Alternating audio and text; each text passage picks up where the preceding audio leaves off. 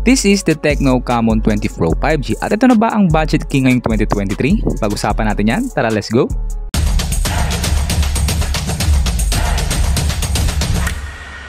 Yo, what's up guys? I'm Rael De Guzman. Welcome back to my YouTube channel. So ngayon, meron na naman tayong panibagong gadget na re-reviewin. Which is ito na. Ito yung talagang inintay ko talaga ng matagal. Which is itong si Tecno Camon 20 Pro 5G. So, and just guys, sa mga hindi nakakalam kung bakit madalas late yung mga smartphone na re-review ko, ay dahil hindi naman sponsored yung mga smartphone na nire-review ko sa aking YouTube channel. So talagang honest review lang yung mga binibigay ko sa inyo dito. So talagang guys, pinag-iipunan ko talaga yung mga smartphone na nire-review ko dito sa aking YouTube channel. At na-unbox ko rin pala to guys at kita nyo naman yung kanyang box is napaka-simple lang ng design. Pagdating sa loob guys, basic lang din naman yung mga laman niya. Kagaya nitong jelly case na talagang medyo hard case siya. At ito ang kinatuwa ko guys dahil may kasama siyang headset. So bibihira lang talaga na meron kasamang headset pag bumibili tayo ng smartphone sa mga panahon ngayon. At syempre yung user's manual plus yung 12+1 warranty at charging brick at charging cable. Okay guys, so quick specification lang. Meron tong MediaTek Dimensity 8050 na 5G ready na rin. Meron tong 6.67 AMOLED display na meron 120Hz refresh rate na meron 360Hz touch sampling rate. At ang maganda rito guys, tingnan nyo naman yung kanyang design. Look at that design. Para sa presyo niya 11,999, mukha talaga siyang 20,000 plus na smartphone. At ang maganda rito guys, meron din siyang 33 watts fast charging. At ito guys, isa pa, bukod sa kanyang design, look at that in-display fingerprint. Grabe naman guys, diba? AMOLED na 120Hz na meron pa siyang in-display fingerprint. So makikita nyo lang yung mga ganitong features ng smartphone sa mga 20,000 above na smartphone. So grabe ka, Tecno.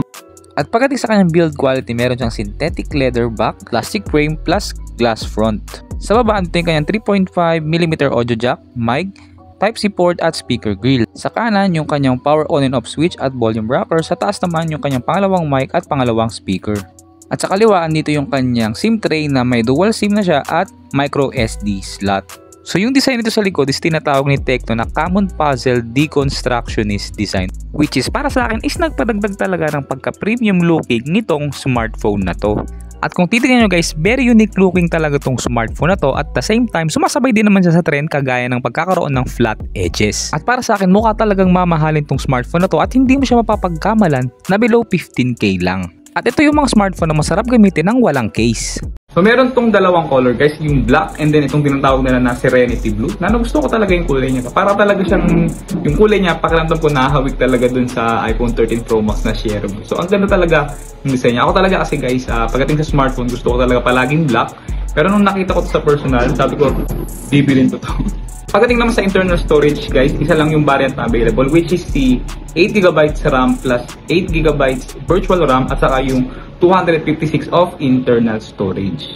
Pagdating sa kanyang display, meron siyang 6.67 AMOLED display na may 120Hz refresh rate, 1080p na rin siya. Meron siyang always on display at ang kanyang touch sampling rate is 360Hz. Supported na rin ito ng Widevine L1 kaya may enjoy nyo talaga manood ng mga Full HD content kagaya sa Netflix. At pagdating sa kanyang display guys, masasabi ko sa inyo, napakaganda ng display nito. Punchy yung mga color niya, maganda yung kanyang saturation at saka aabot ng 4K sa kanyang YouTube. At saka dahil alam naman natin na AMOLED to, litaw na litaw talaga yung display niya kahit saan pang viewing angle. So para sa akin, perfect talaga tong display ni Camon 20 Pro 5G. At ang isa pang the best sa akin dito guys, pagdating sa display is yung kanyang mga bezels na napakanipis. Kitang-kita nyo halos pantay lahat guys, kahit yung kanyang baba is sobrang nipis talaga. At pagdating naman sa brightness ng smartphone na to is hindi rin naman ako nakulangan guys dahil AMOLED nga to, tsak na mas maliwanag to kaysa sa mga LCD na smartphone. So talagang kahit nasa outdoor is kitang-kita ko pa rin naman yung mismong screen. And ito guys, totoo lang sa ilang araw na paggamit ko ng smartphone na to, hindi ko talaga siya maramdaman na budget smartphone lang. Sa totoo lang, kasi bukod sa ang ganda ng design niya, kasi may feel mo siya kahit sa personal, pag hawak mo siya, parang mapapasabi ka na para siyang mamahalin na Korean phone. Diba? Sa yung design niya para siyang futuristic, version ni iPhone 13 Pro Max na Sierra Blue ba yung kulay na yun. Basta ganun kaganda yung design niya sa personal. At saka yung leather back niya, tingnan nyo naman no. Grabe. And alam ko yung iba sasabihin, rebranded na yan eh. Sa kasirain niyang si Tecno, yung mga ganyan-ganyan. Pero guys, i-consider nyo naman yung presyo na nilagay nila dito, di ba? Para sa specs na napakaganda, plus napakamurang presyo. So, di ba? wala na akong reklamo dito. Okay, so sa fingerprint and face unlock naman, wala akong reklamo. Kitang-kita nyo naman, mabilis din yung kanyang fingerprint. Yun nga lang, may mga times na kailangan naghihintay pa ako ng 1 to 3 seconds para talagang mabuksan ko gamit ang fingerprint. At kahit yung kanyang face unlock guys, mabilis din naman, wala akong reklamo. At ang maganda rito guys, kasi yung face unlock nito, kahit nasa madilim guys, magko-flash yung screen para lang ma-detect yung mukha mo. And para sa akin, the best feature yun, lalo na pag nasa madilim tayo na lugar. Pagdating naman guys sa kanyang haptic feedback, di ko alam, medyo hindi ko siya nagustuhan. So kung ako sa inyo is i-turn off nyo na lang din siya. Ang chipset ng smartphone na to is MediaTek Dimensity 8050 6nm. Octa-core na rin siya. Ang kanyang GPU is Mali G77MC9 at ang kanyang OS is Hayo S13. At Android 13 na rin siya. Meron ditong 8GB RAM plus 8GB virtual RAM at 256 of internal storage. At na-testing ko na nga din to sa Antutu benchmark at ito ang kanyang score guys, umabot ng halos 700,000. Talagang mapapasabi ako na malakas talaga yung chipset ng smartphone na to. At talagang hindi ako nakulangan sa performance ng smartphone na to. So kitang-kita nyo naman pagdating sa Genshin Impact, tinry ko siya ng highest graphics. Yun nga lang, may times na nararamdaman mo yung bigat ng games, pero hindi naman sa point na talagang naglalag siya ng todo. So yes, smooth talaga siya pang gaming, pero asahan nyo may mga times na may konti lang naman, konting frame drops at may konting lag lang. Pero depende pa rin yan sa games na nilalaro nyo. Kagaya na lang nitong ni Call of Duty Mobile na nilagay ko sa very high graphics pero hindi ako nakaramdam ng lag. So talagang smooth siya pagdating dito sa Call of Duty Mobile. Same din dito sa kanyang Farlight 84, nilagay ko rin siya sa extreme graphics guys, pero hindi ako nakaramdam ng kahit anong lag. So depende pa rin yun sa games na nilalaro nyo. So non-stop akong naglaro sa smartphone na to at talagang na-enjoy ko guys. Kahit anong klase ng games is halos lahat kayang-kaya niya yung mga games na pinapatakbo ko dito. So napansin ko nga lang dito guys, medyo mabilis siyang mag-init at kita nyo naman sa aking thermal throttling test, habang tumatagal is bumababa din siya. Pero ang maganda dito is hindi naman siya umabot sa point na talagang umabot siya sa pulang-pula. So dual speaker na rito guys at kayo na lang ang humusga.